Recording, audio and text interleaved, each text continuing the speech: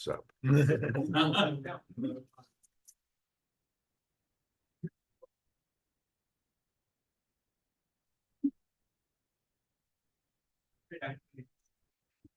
evening, everybody.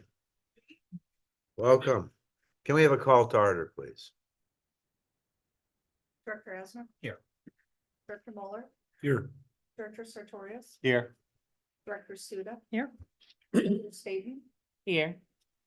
Vice President Cuneo? Here. And President Petrov. All righty. Let's have a pledge of allegiance, please. You want some help? Yeah.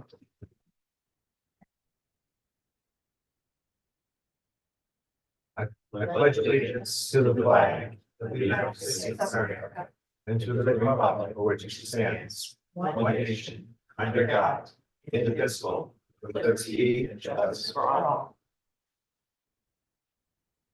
Welcome again, everybody. Before we get started, let's see.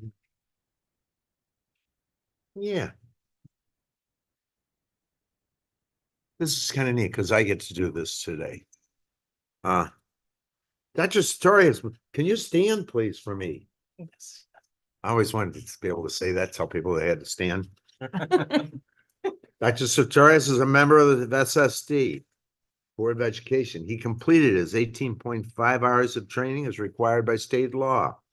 The new member training, sponsored by the MSBA, Missouri School Board Association, combined online independent study with live interactive sessions, and it was completed on 6/1/24. I am happy to, first of all, have you on this board. Second of all, I am thrilled to give you your certificate of achievement. Congratulations.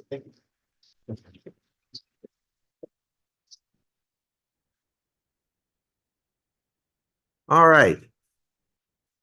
Next, we have public speakers. I have one here, Tammy Carlos.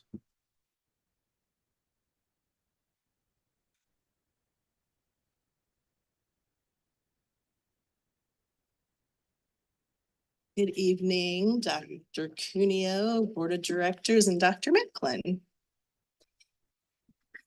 I'm Tammy McGrellis, SDNEA President. I want to thank you for approving the salary and extra duty increases for the upcoming school year. Our membership ratified this with 94% approval, and we worked very hard to bring them something that they were comfortable with in approving.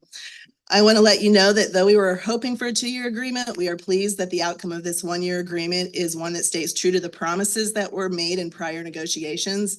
And SDNEA is hopeful that we will continue to have positive outcomes that fulfill the remainder of the promise for equity among the bargaining units as we move into negotiations during the next school year. We're thankful that in spite of the difficulties throughout the process, the voices were heard in the end. SDNEA is thankful for Dr. Macklin's willingness to address some of the issues we brought to him and his willingness to begin the negotiations process early for the next school year so that when contracts go out for the 25-26 school year, they will be accurate for the first time in a long while whenever it's a year of negotiations.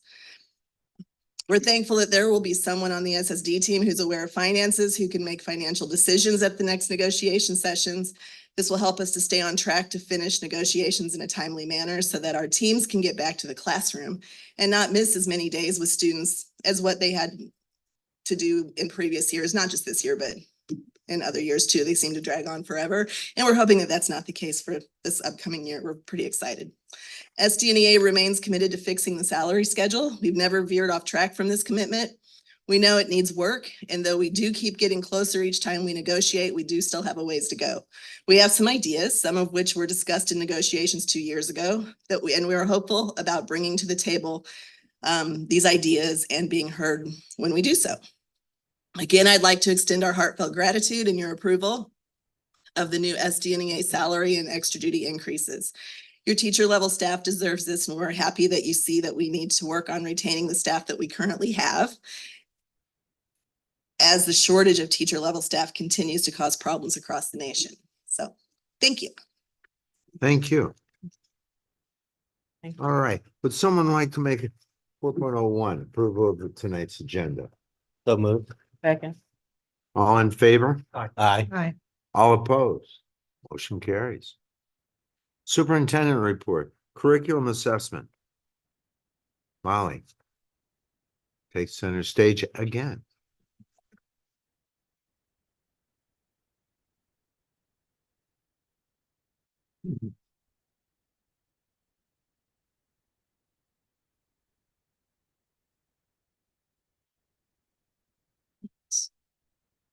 Good evening, Vice President Cuneo, Board of Education, Dr. Macklin. My name is Molly Bolton, and I am the Executive Director of Teaching, Learning, and Accountability. And I have just a few presentations this evening for you.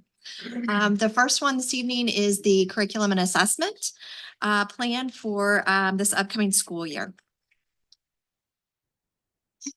So the purpose of this presentation is to present to you the curriculum reviews that were completed this last year, the updated course guides for the career and technical schools, as well as special education schools, and the assessment plan.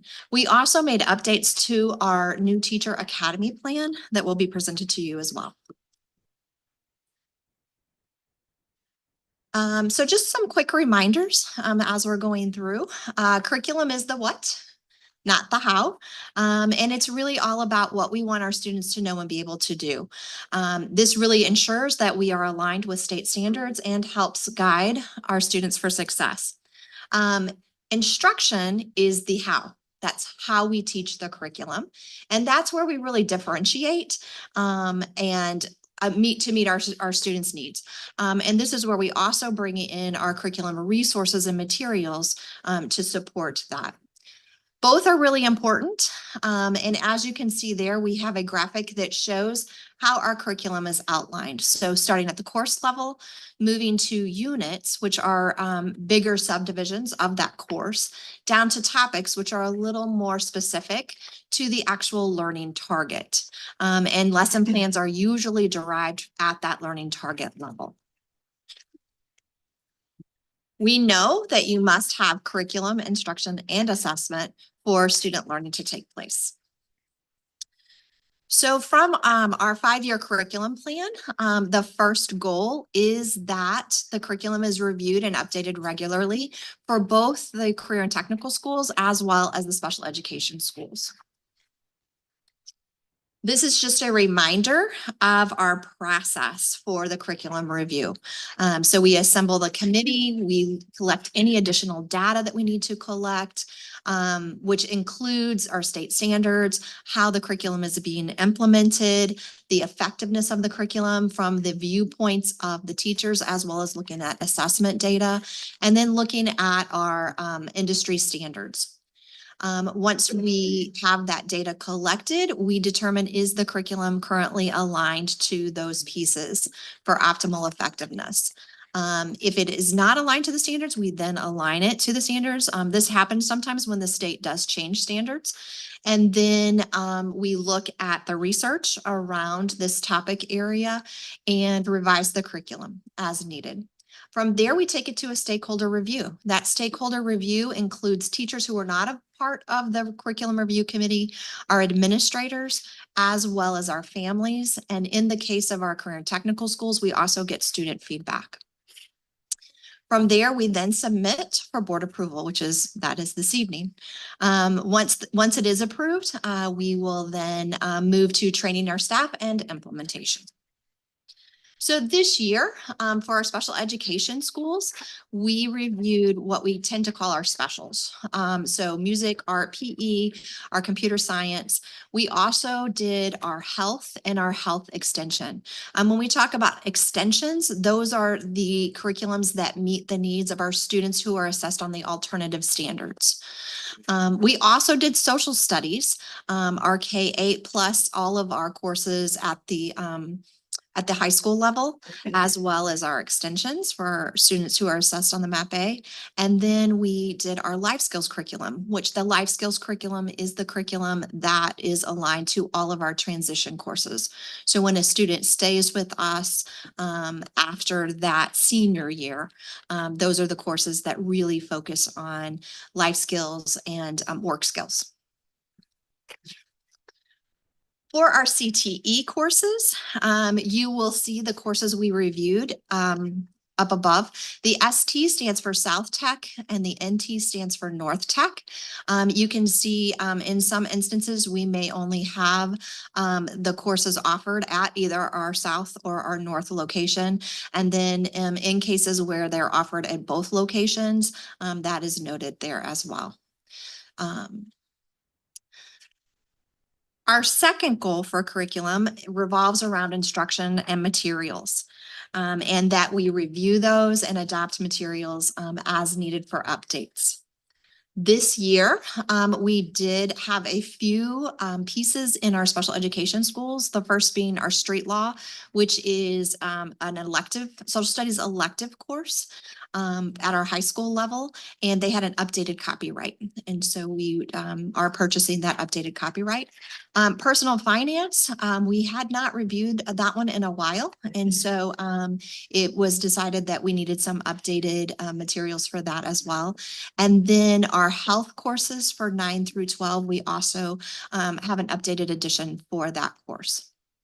For our career and technical schools, we updated our floor lane to be the most recent for that area. And then for firefighting, FAA stands for Federal Aviation Association, and that's the pilot handbook for aeronautical knowledge. And that is an addition to that course, as well as for pharmacy, we updated one of our resources for pharmacy. We also revised our special education curriculum guides and updated our career and technical course guides.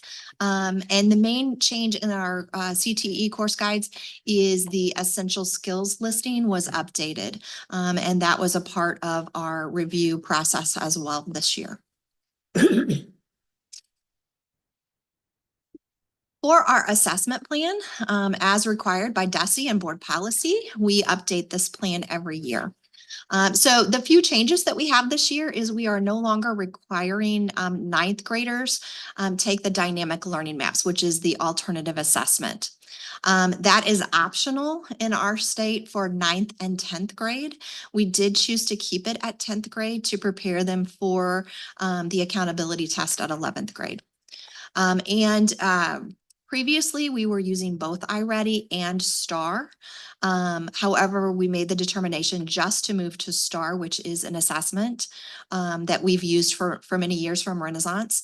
And we have some capabilities with that it can now feed into a progress monitoring system and can also help us with our reading success plans, which are required by the state for certain students. So we just felt like that was a better option. Some feedback we had from our teachers is that we're assessing too much. And so this is our effort to reduce some of those assessments while still maintaining the level of assessment that we need to ensure growth of our students and also to help inform instruction. Our goals for this next school year in the area of curriculum is we are going to continue developing proficiency scales for our English language arts and our math. This is part of the competency-based learning that we've taken part in with a consortium working with DESE. And we are in the process of revising our essential elements checklist. And that is an assessment that we designed many years ago to assess and measure progress for our students who are assessed on the alternative assessment. And then we will have our course reviews for next year, which I will share with you next. So our courses that will be up for review this next year will be our science courses. And you will see it's K-8 as well as our high school courses and our extension courses, which are those courses for our students who are assessed on MAP A. We will also be reviewing our library media courses as well as what we consider our interdisciplinary courses. So those include our social emotional learning courses as well as our character education courses. For CTE, the CE exploration courses, those are all of our 10th grade exploratory courses. So that program will be up for review.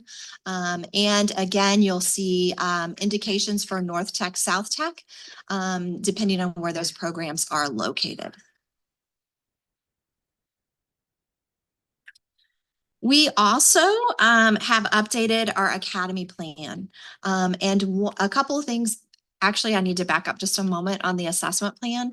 You did receive a handout for one correction on the assessment plan. Apologize. And that handout, yes, it looks like this. And it actually is for our DHH students. They needed to revise some of their assessments, and that inadvertently got left out, was not changed on the copy that you received. So this is the updated copy. You'll see again a little bit of reduction in the amount of assessments that we are using there. Again, teachers felt like these were the assessments that mattered the most to show our students' growth as well as help inform their instruction. And so there are a few changes in that from the original one that you had seen. For our new teacher academy plans, you have 3 handouts. A couple of them are very large, and so that you can read them more readily. And so the big thing you will see here is we have added those job embedded supports that we will be providing for our teachers, especially in years 1 and 2. Rather interesting. So the way to review this document, you will see the subject areas on the side, and as it goes across, it shows specific activities for the different months. If the square is left blank, that means there are not activities in that particular month for that particular topic area. We feel that this plan really helps us with those job embedded supports to capture the amount of support that we are giving our first and second and third year teachers.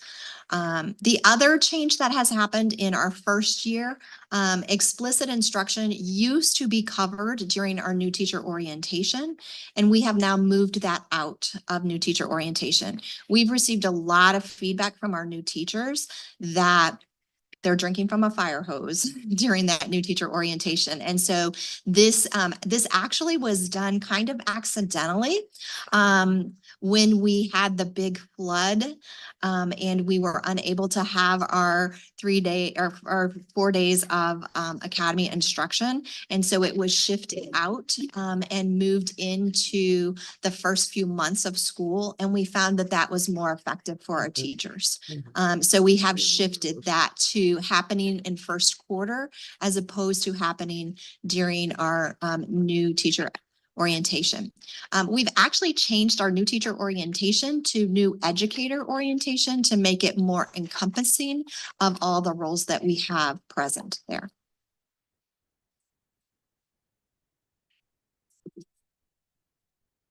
And I'll open it up for any questions that you might have.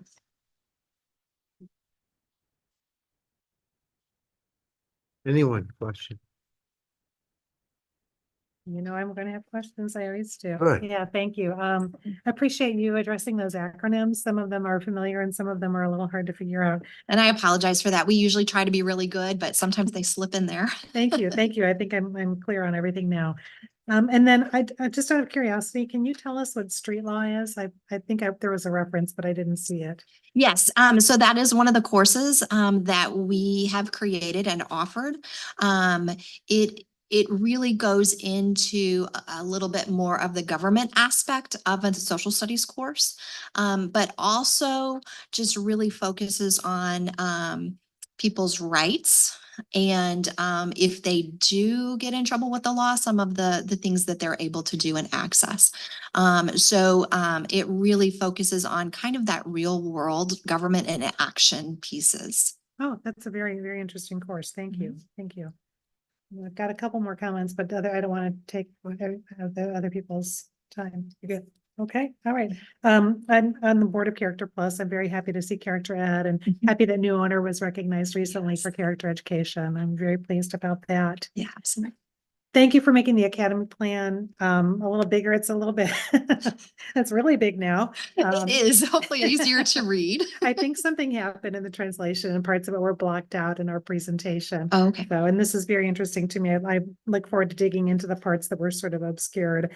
And I noticed as you were going through, particularly areas of assessment and in the academy, you are really being responsive to the needs of practitioners. And I'm happy to hear that that listening ear is there and that those responses are being worked on. It's very important. Thank you.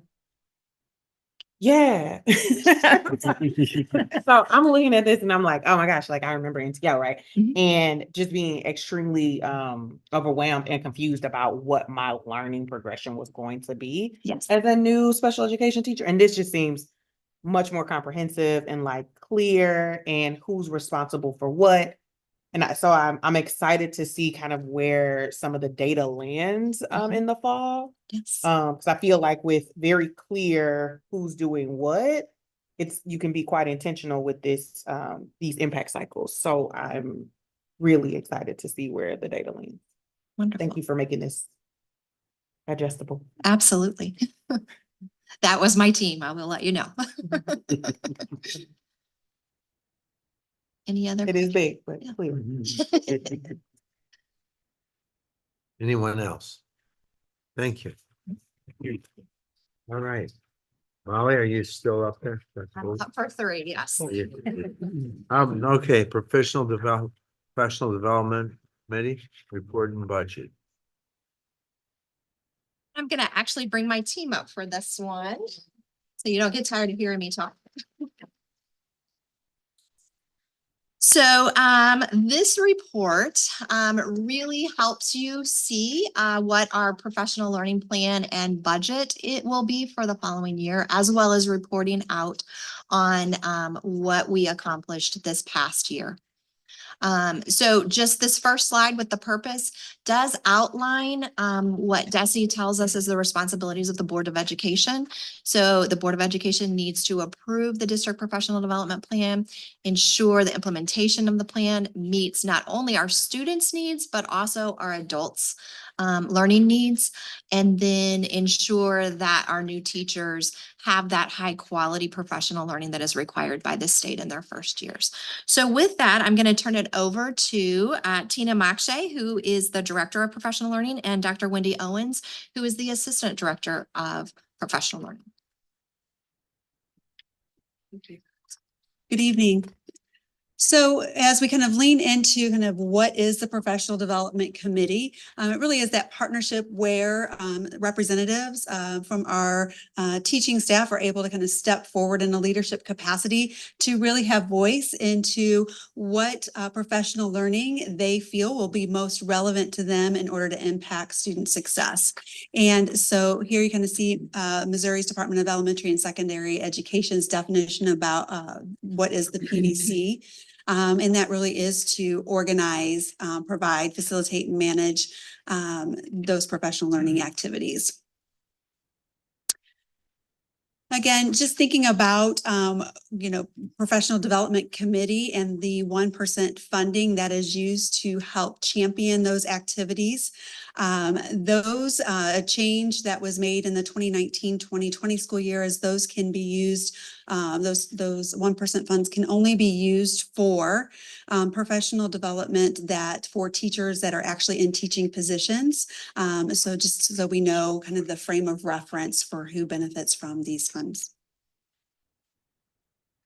So again, just spoke to like, where do the funds come from, which is, for SSD, 1% of the revenue from the foundation program is where we get that base. And so for the 23-24 school year, we must spend 75% of those funds, which in total was about $501,000. So we were charged this year with spending at least 75% of that.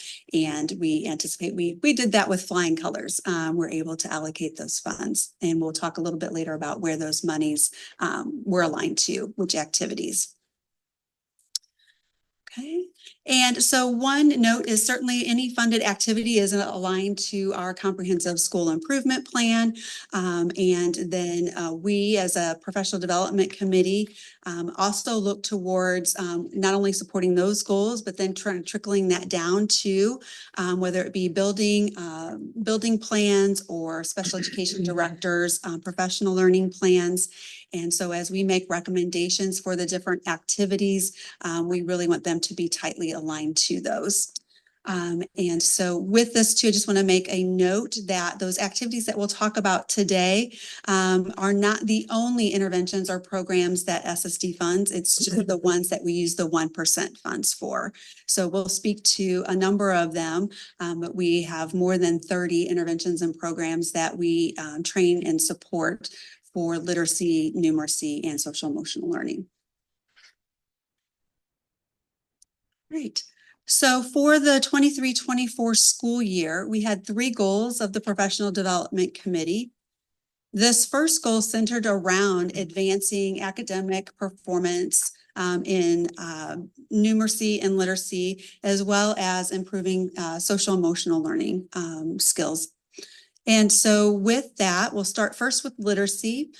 In this table, what is represented are the few programs that we funded and or provided materials for.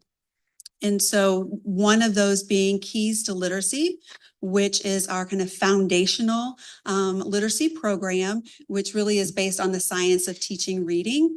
And so it's very comprehensive. And so we actually have outside presenters who come and lead that training. And you can see there, one, what that costs with the cost associated with both the materials and the training, as well as we're always looking for what's kind of our enrollment in the various courses and to what is the voice of teachers in terms of their satisfaction. And so you see those results there. Another funded activity was Wilson, the Wilson Reading System. Again, there's costs associated with teachers participating in that professional learning event.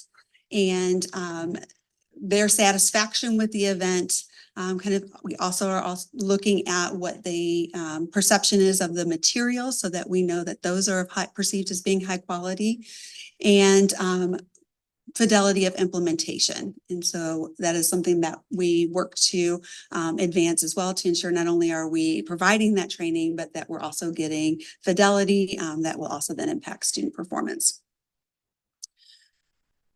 Other professional learning activities that were funded were for the strategic instruction model or SIM strategies, and some train the trainer also for Language Live.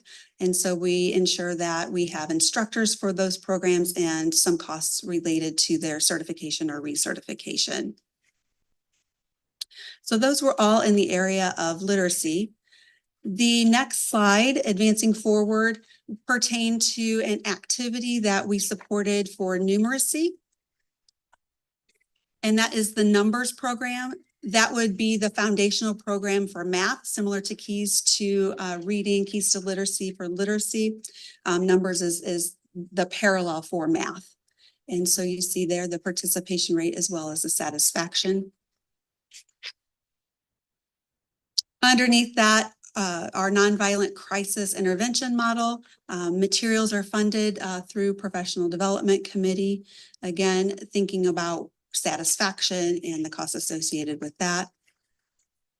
We also want to provide funding for requests that come in for both a career and technical education, as well as our teachers K to 12. This year, we did not have any requests from CTE, so that would be something we'll look to next year to make sure we've got clear communication and are also being supportive of their learning needs. And then we funded 6 professional development requests for whether it be from early childhood on up K-12, and 5 of 6 of those we have artifacts that support the teacher's implementation and the resulting student impact. The 6th one, the teacher received that training in late March, and so we'll look to gather their implementation data in the fall. So that covers our goal and the expenses associated with literacy, numeracy, and social emotional learning. And so I'll turn it over to Dr. Owens to speak specifically to our Academy Induction Program. Oh, I missed a slide. Sorry about that. Thanks. Oh, you're going to. Uh-oh, is there a way to pull that back up so I can skip to that, Sean?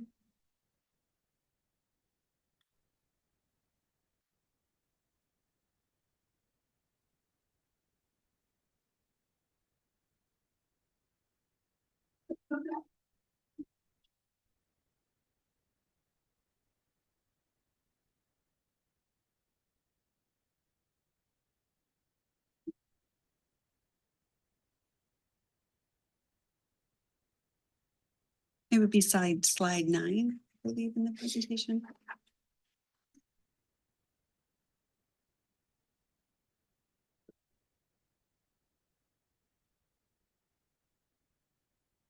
Thank you. So my apologies. So when we're talking about overall results for the literacy programs, those are ones where we have direct student impact measures for. So you see the results there for Wilson Reading, the strategic instruction model, and for Language Live, and can see the number of students that we actually follow their results on. That may not be all, that likely is not all the students who are benefiting from that specific intervention or program, but it's the ones that as a teacher is going through the training that we're monitoring and coaching through. So just a little bit of those results. Okay. That's it. I'm sure this time. Good evening. So continuing on with that structure, we'll move to goal number 2, which we included a strategic goal to support our new teachers with the development of specific concepts and practices as included in Academy 1. And following that same structure, you'll see those allowable activities, which we start with new teacher orientation this year, new educator orientation, where we have a focus on universal tier 1 support, explicit instructions, which will be moving through to the school year, later on in the school year, special ed process, as well as nonviolent crisis intervention. You'll see the associated costs with new educator orientation or new teacher orientation from last year, and then other relevant information which speaks to the quality and feedback from those new teachers who participated in new teacher orientation. The second activity is a cohort to high quality professional learning that's embedded in the school year.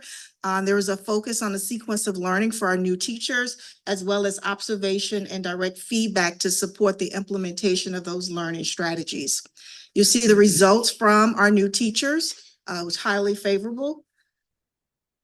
Our next activity is mentoring program. And so our mentors for this past school year, this school year has just submitted their mentor logs, which outlines the support, the strategic support that they provided for our new teachers. So looking at those concepts and practices embedded in Academy at a more granular level, you'll see those outlined as our big rocks.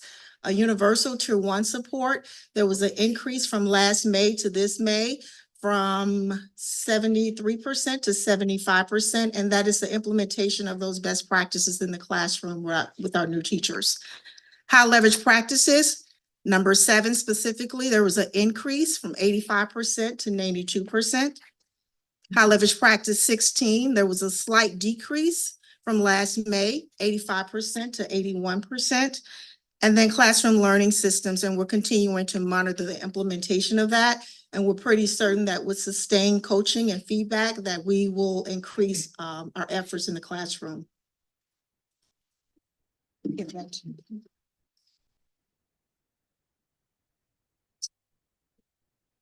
And our third goal was essentially around maintaining and ensuring that we have a high performing and functioning professional development committee. And so certainly we want to ensure that folks who serve on the committee are receive a small stipend for the work that they're doing and the leadership that they're providing.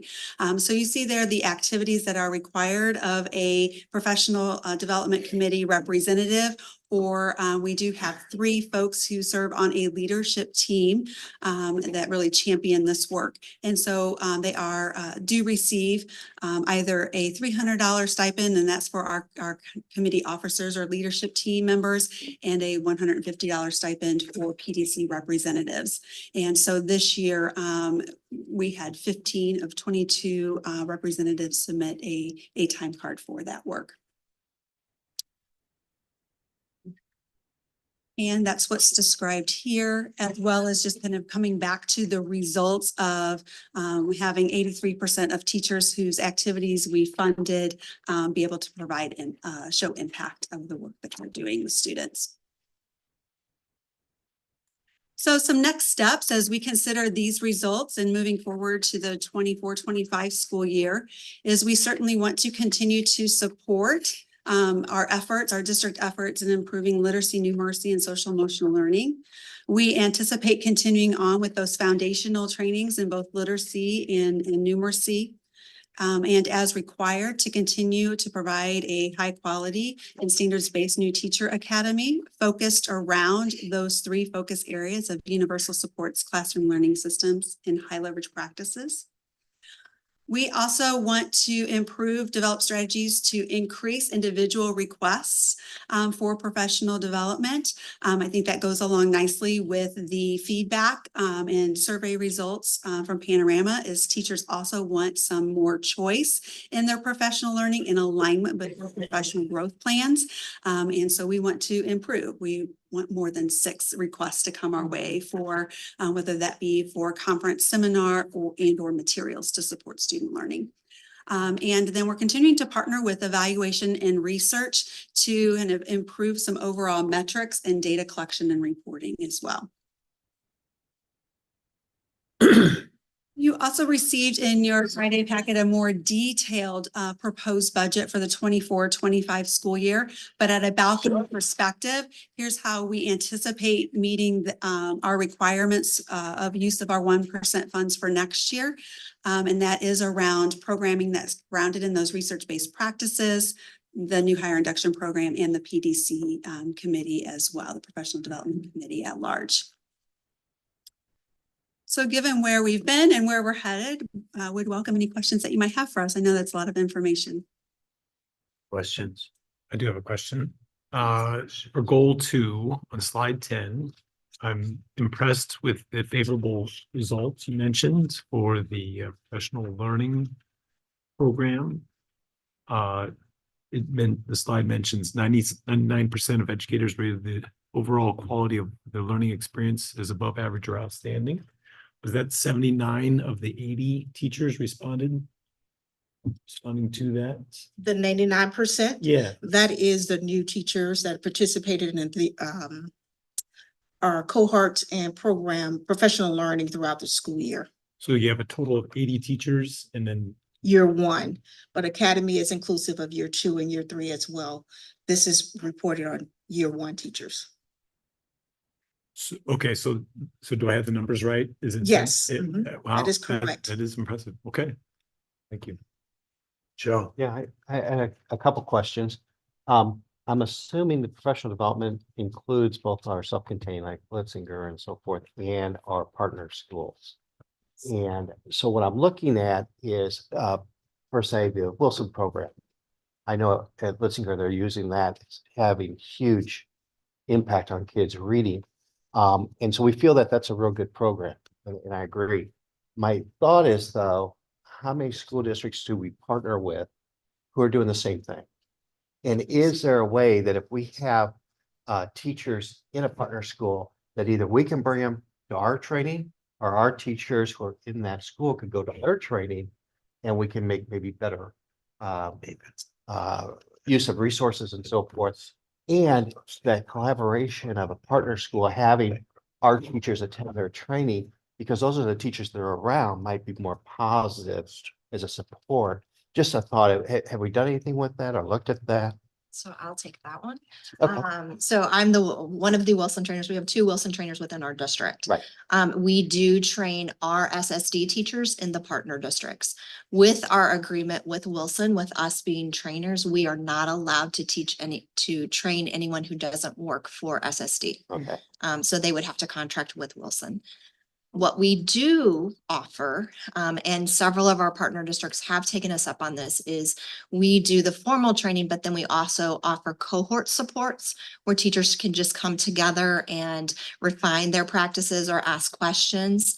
And we have had several of our partner district reading specialists in particular who have been trained in Wilson and other places who have then joined our cohorts to collaborate in that support. And they can get that extra support as they go on, because I feel that a lot of districts that I've been visiting and so forth are using that and seeing the same positive results we are. Absolutely. And I'm thinking, boy, if we could collaborate there, especially with our teachers in those schools, Mhm. what a huge difference that would make. And actually, Ladue School District is one of them who has done that a lot with us, and their reading specialist and our Wilson trained teachers have definitely worked together a lot for all That's their kids. fantastic. Thank you. And I would just add, so although we may not have a lot of gen ed teachers to do training on specialized programs, there are a lot of focus areas where we have gen ed and special ed teachers doing professional learning trainings together.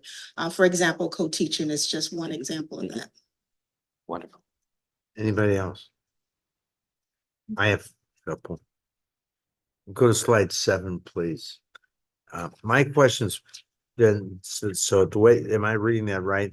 We trained 24 new participants in. Is that what that's saying In Wilson, in Wilson? Is that what that said? yes, and the cohort could be up to 25 participants How many do we have trained in Wilson? Do you know? total. Yeah, I would have to get you that exact number, but I would say over the years, we've trained probably over 200. oh, that's fantastic. And because data supports Wilson. Absolutely. I also know, so we didn't see anything here on Word. I'm sorry? I think it was Word. Wasn't that the one that we have people I think you're thinking of now. now? I'm We sorry. do not train or support now. Is there a reason why? Because we feel the research base behind that, the evidence base is not as strong as. I'm not disagreeing. I just wanted to hear it again. That is. Thank you. Brings up another question. If I could ask, just real quick, you mentioned the STAR test and so forth, and I know a lot of school districts use that. Is there any collaboration, since we have special ed kids, instead of having to pull those kids out and test them separately by special ed teachers in the partner schools? Is it possible to share that data so we're not constantly testing kids over and over again? So we do attempt to do that. That is part of our next report for our strategic plan. I'm jumping ahead. No, you're good for strategy 1. I mean, that's exactly what we're working on, is being able to share that data in a comprehensive way for our teachers. In most, I think in all of our partner districts, our teachers do have access to their student assessment data. So. All right, Joanne. Yes, Sure. question. Yes. So thank you for the presentation. It's a great insight and lots of good results. The numbers, if I'm doing the math, they don't seem to represent the entire staff. Is the entire staff touched in some way by the professional learning dollars? Sure. I think it is in alignment with a director's professional learning plan or principal's professional learning plan. So we want to ensure teachers have access to those. And I think over time, we're building that capacity of teachers for those differing interventions. We usually have seat capacities of between 25 and 30 per training, and we do multiple trainings throughout the year. But again, if there's a wait list, we try and do what we can to get folks in there as well. So is that addressing some of the? It's giving Think we're- insight. Thank you. Yeah. And then since there are limitations, are we partnering with some of the outside agencies in the area? Education Plus has some very robust cohort types of trainings. Yes. Character Plus does also robust cohort type trainings. Universities, of course, are offering lots of trainings. How does that fit into this plan? Sure, not necessarily inclusive in this plan. The PDC through their regular touch points will push out. That's part of their responsibilities is we push out all those as many opportunities as we gather in order to be able to do that. And I think through SSD connections and other avenues, that's also connecting folks with some of those universities and opportunities too. And are there sufficient resources that everyone is able to do something? The access point is there. I think it depends upon, that partnership and work, a teacher's partnership and work with their direct supervisor to help link them to that access Thank you. and their growth plans. Thanks. Along with the PDC process, so I feel like, yes, there is opportunity, but it makes me wonder, like, is there, are there barriers to access? So like, how hard is it to apply for PDC funds? Like, is there, like, how often is information going out? Because 6 just seems disheartening. When there are teachers who are like, I've already been trained in the things that are offered by the district, but there is something that is particularly striking my interest, or I know would be beneficial for my students at Ed Plus or at a local university. Are there barriers to applying for those funds? I think we're looking at some of those pieces that's part of our exploration is to understand the why. And we ask our PDC representatives to kind of collect that. What are you hearing? What are you noticing? Some of that currently, the current state is, I don't want to be away from my students. And I'm getting connected with the professional learning that helps supports the interventions in my district. Beyond that, what we also know is folks do want, what we do here is like, I miss the days of, I could go to a catalog and pick some things I'm interested in along with. So I think it's looking for that alignment, but we're certainly open to and want to explore those reasons why, what is kind of getting in the way. Because what we want is folks who can with assurance say, I'm connected to, I know how to access. And certainly we don't put processes in place that would prevent, put up those barriers. I'm sorry, Dr. Owens, I think I could. You said what I was just thinking. That is something that we've been strategic with this year and working with the PDC committee. It's how can we increase accessibility? Like, we understand that, there's an opportunity to do better in that area. So next year, looking at the plan, we really want to focus on accessibility for teachers across the county. Thank you. I think another thing to add to that is we are members of Ed Plus and we do take advantage of many of their opportunities in our SSD schools as well as in our partner districts. That's not necessarily reported here because it's not PDC funds that we're using for that. That's our general budget funds. Yes. Thank you. Any other questions? Well, you have the third also, I understand. Thank you for your time. And Dr. Bo. The third and final presentation for this evening. So this is our fourth quarter update on our strategic and comprehensive school improvement plan. So just a few slides that should be review for you. This is our second year. We've just now completed our second year of our 5-year plan. The other piece is just a quick reminder, the difference between the strategic plan as well as the CSIP plan.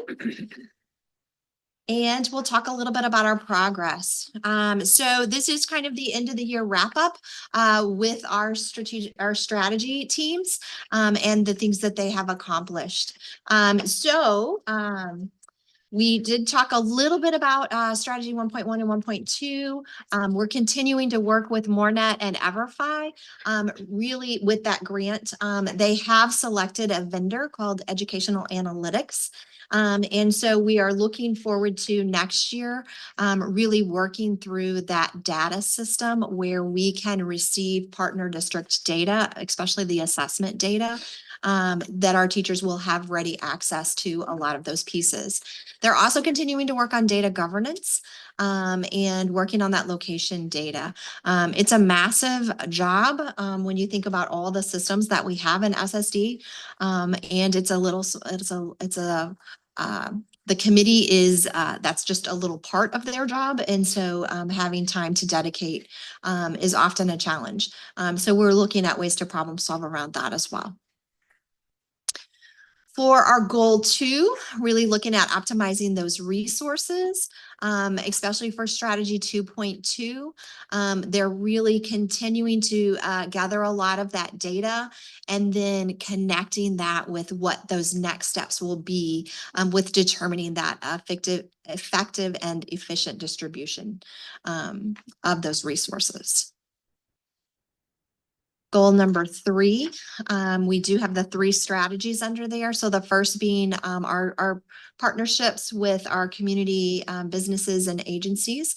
And so really their next steps for this next year will be really defining those partnerships a little more explicitly. They are working on an FAQ document for onboarding when we have a new partnership with an organization so that they really understand SSD and SSD's values and commitments and making it a true partnership instead of them just coming to us and offering us resources. What resources can we offer them as well? And so really looking at some of those ways to do that. For our family engagement strategy, we really have dug into our panorama data, which will be presented to you at a later date, and looking at our family data there and helping districts really problem solve and action plan around those survey results. And so really honing in on at each district's level, what we can do to solidify our partnerships with families.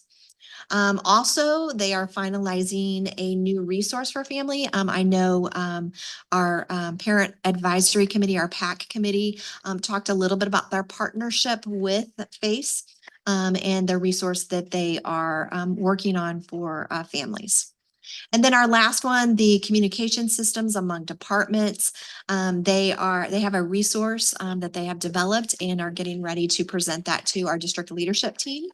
And then also some feedback that we got was we're inundating them with newsletters. Folks with newsletters. So we need to kind of streamline that process a little bit and try to make our communication a little more efficient so that they are getting the information they need, but not overwhelmed. Moving on to our CSEP plan. As we look at our goal 1, our strategy 1, one of the things we're doing is we are bringing back our special education process training for our teachers in a more formalized way. And so really looking at how do we infuse that charting the life course or that futures planning for our students and make that a part of our IEP processes. Really looking at, for our most complex learners, how we solicit that student voice from those particular students through that charting the life course piece. And then also, as you might remember, this team is working on a pilot with one of our districts of integrating that self-determination into their tiered model of instruction. And so they're going to continue their work with that and determine the effectiveness of that, but really looking too at designing assessment pieces so we can accurately measure student progress in that area. For 1.2, which is really looking at that proactive planning using our data, they're continuing to work on a prototype where they look at the Distressed Communities Index, one of our acronyms there, DCIs, to really look at how does that correlate with our vacancy data, as well as our longevity data. And really, because we know those are major factors in student success. So looking at how can we determine those early warning signs and be proactive with some of those pieces. 1.3 is continuing to work on looking at those data around collaboratively working with our partners, and then really begin looking at some focus groups and some communication plans so that we have that comprehensive approach for those partnerships. I think the battery is just one. Could you please advance to the next slide? Thank you. For goal 2, really looking at those supports that are in line with our district's mission. Dr. Grigsby's team is really working on looking at that common terminology for our programs across the county, as well as reviewing the research for those effective practices for each one of those specific disability types. And then for 2.2, we are continuing to work on our core resource guide, which will be a resource for our partner districts as they look at English language arts, mathematics, as well as social emotional programs for that tier 1 and what the research says on supporting students with disabilities with each of those programs. For our last goal, it's really looking at those students in transition. And they are working on mapping out, journey mapping, some of those processes for our kids who are, our students who are in transition. And then also kind of after they finish that mapping, really look at their action plans and revise those according to the information that they gain from that process. What questions might you have? Anyone, questions? Sure. Molly, as you're going through this, and I keep looking at our self-contained schools and our partner schools, are we monitoring both as far as end of the year progress and things like that? We do. So when we think of end of the year progress for our students in the partner districts, we're really looking at some of our progress monitoring tools that we utilize, such FastBridge is the product we use for that. So looking at their growth index with reading and math skills, if they have reading and math goals.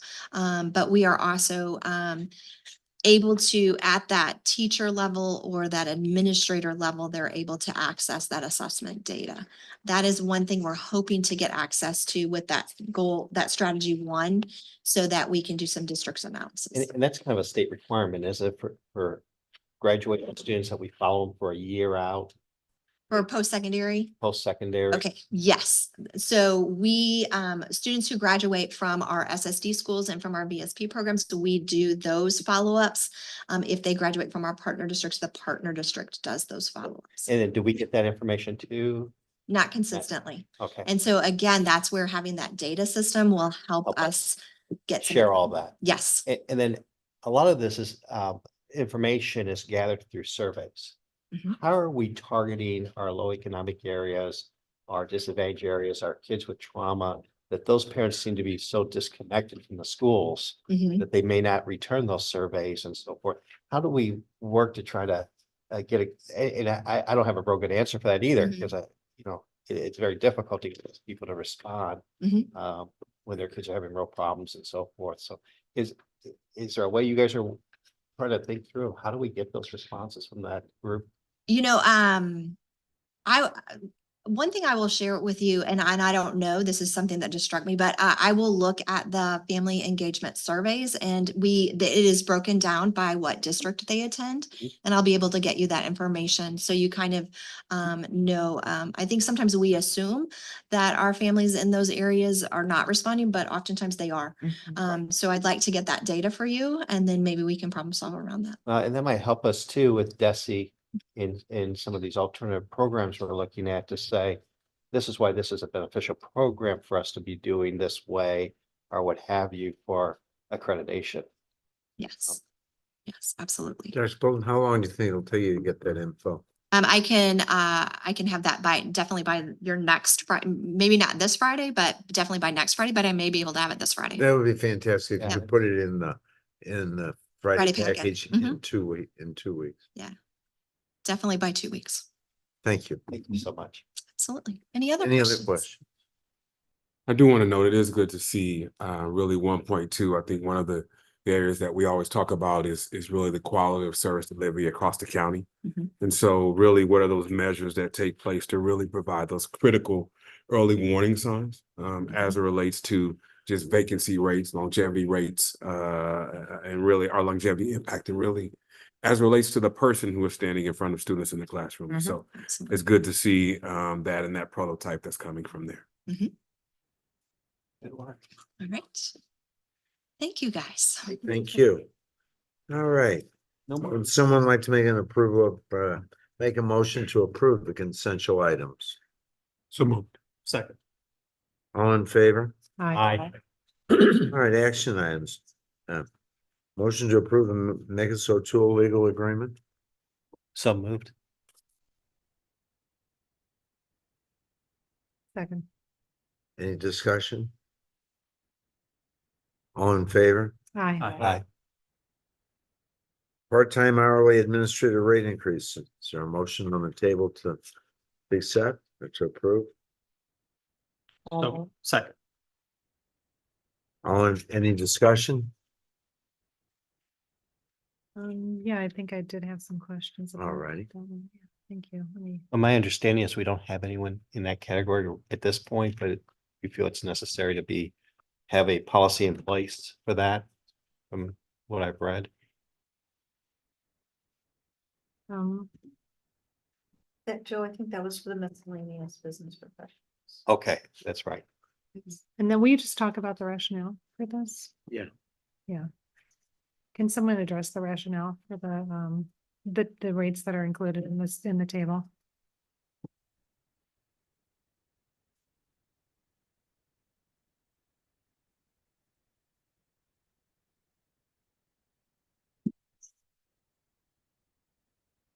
So basically, we have not had an update in this for about 10 years. I know, those numbers have not been updated at all. I know one of the questions was around whether or not Ed Plus, like we vetted this through them, and they actually do not have rates because it varies vastly around St. Louis County. So for us, in looking at the rates that we have had previously, which has been a good 10 years, we were looking at what would be reasonable to ensure that we can get people in for us when we do have a need to have subs. Thanks. I do wonder if we could ask Ed Plus to start maybe looking at that kind of data, because we are all working together as a region. Thank you. And the estimated total impact is 106,000. Correct. And I, did also make contact with several HR folks around St. Louis County. And so that would be one of those things, is for us to come together, whether it be through Ed Plus or even as a group, to say, where do we stand? Yeah, it's interesting that there's so much variance in the area. Significant variance. Okay, thank you. Thank you. Appreciate that. Any other questions? All in favor? Aye. All opposed? Motion carries. Part-time hourly rate for miscellaneous business professionals. Someone make a move. Joe, is there a second? Second. Discussion? No discussion, all in favor? Aye. Motion carries. Position modification, safety and security operational coordinator to safety and security operational administrator. Sir, motion on the table for this to approve. So moved. Second. Discussion? Motion carries. All in favor? Aye. Motion carries. Position modifications based on district organizational alignment. We have seen the chart come through that. So someone like the motion to approve. So moved. Second. Discussion? No discussion. All in favor? Aye. Motion carries. 806 revised 24-25 administrative starting salary structure. Someone have a motion to approve? So moved. Second. Discussion? If no discussion, all in favor? Aye. All opposed? Motion carries. 807 purchase of service agency contracts for the 2024-25 school year. Motion to approve? So moved. Discussion? Wendy, I hate to put you on the table on this one, but could you tell us the one thing on the POS contracts?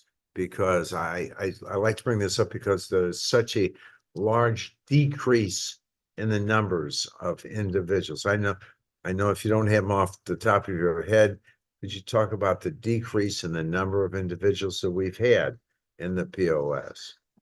because of the schooling and programming that we've increased in our SSD schools, we are able to help support a lot of students stay in our schools rather than going to purchase of service. However, purchase of service is very, they have a long waiting list to get into some of the programs to support some of our students with those significant needs. Instead of placing them on homebound, we are currently holding them in the current location, meaning that we would be providing support in the school systems or sometimes in the partner districts before we would make a before they would be accepted, knowing that our purchase of service agencies have to accept them into their locations. So we provide support with them in their current learning environment. Currently, we have anywhere between 58 and 62 students sitting on purchase of service, where Dr. Cuneo, you are correct. In the past, we had over 100. Yeah, we have decreased. One of the things I like is last time we went for a tax increase here at SSD. One of the things was we said that we were going to do the tax increase because we were going to decrease, not so much decrease the numbers and purchase of service. We were going to increase our programming, especially for those with emotional challenges. Yes. Uh, I do That's believe been- it was both social, emotional, and autism. right. And it was a striking success because Mhm. we did increase our programming and there was a dramatic decrease over the years. in Of students needing POS. that support, yes. But we still have an extremely collaborative relationship Yeah. with our purchase of service agencies. So I look forward to working with them in the year. Any other discussion on this? Thank you. Thank you, Wendy. Okay, all in favor? Hi. All opposed? Motion carries. 808, extended Dare to Lead learning sessions. Someone make a motion to approve. So moved. Second. Thank you. Discussion. Okay, no discussion. All in favor? Hi. All opposed? Motion carries. Would someone like to make a closed meeting of the Board of Education on June 25th today at 7 PM and on July 9th at 5:30 PM. So moved. Second. I think I need a roll call on this one. Director Asner, Yes. Director Mueller, Yes. Director Sartorius. Yes. Director Frieda, Yes. Director Staton, Yes. and Vice President Coon. Yes. Someone like to make a motion of the approval of minutes of our last meetings? So moved. Second. All in favor? Aye. Executive action meetings. The following items were approved during the executive meeting on May 28th, 2024. Employment resignations, retirement salary adjustments, and extra duty pay. One agreement, one termination. The following items were approved during the executive meeting on June 11th, 2024.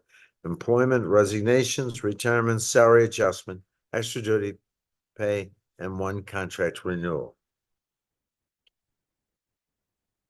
Board communications. Anyone?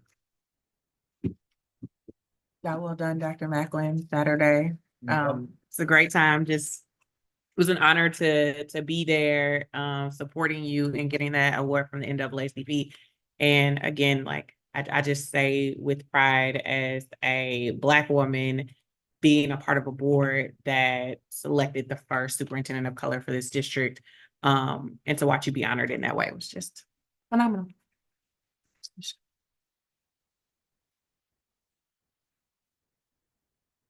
Thank you. I didn't say a lot on stage there. I wanted to just because of some timing issues, I wanted to really respect the timing issues, but I am going to take just a little bit of time to talk a little bit about that.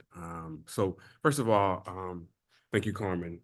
Thank you, Board of Education, for being there.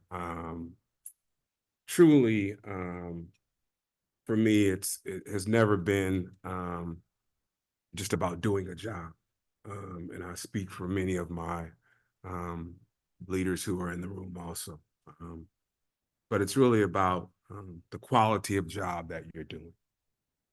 and being able to clearly on a daily basis to be able to lay your head on the pillow and to know that at the end of the day, you have given all you got for those pieces.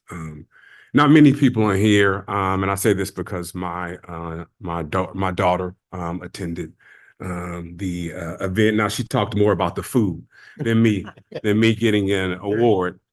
No one's a prophet in their own house. That's right. That's right. Right. She talked more about the food than me getting an award, but my daughter attended. And I say that because as many individuals who are in here again, and you may have heard me say this before, but there are many times, many times where we should be thinking about our families.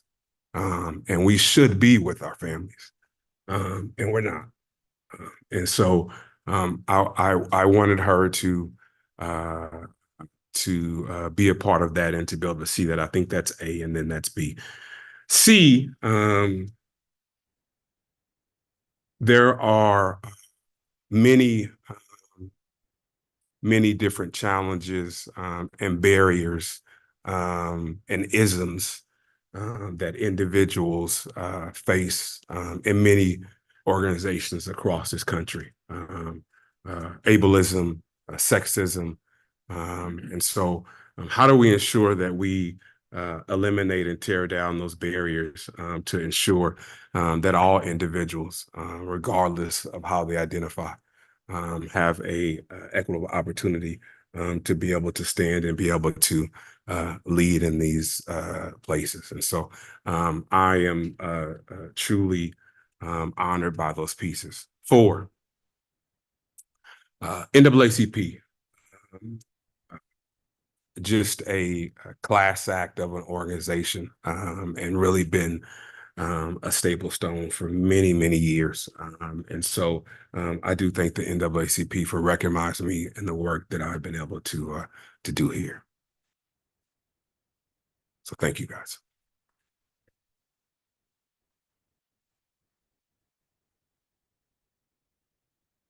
All right, anyone else? Board regulations, we'll let anybody read those who weren't with those. Thank you for being on the policy committee again. Calendar events, we'll let everybody read. Would someone like to make a motion to adjourn? So moved. Second. All in favor? Hi. Aye.